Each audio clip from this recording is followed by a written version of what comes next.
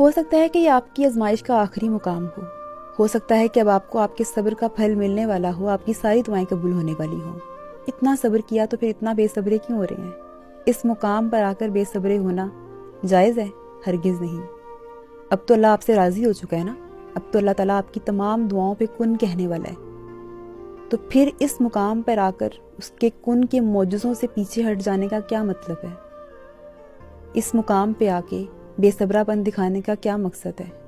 اس مقام پر آ کر کہ آپ نے اللہ تعالیٰ کی ہر بات مانی، اللہ تعالیٰ کو راضی کرنے کے ہر جتن کیے، اور جب آپ کی منزل آپ کے بالکل سامنے ہے، ہاں آپ کی آنکھیں نہیں دیکھ رہی لیکن دل سے دیکھیے کہ وہ نظر آ رہی ہے، بالکل سامنے ہی تو ہے، تو پھر اس مقام پر آ کر بے صبرا پن اور پھر ناشکری نہ کریں۔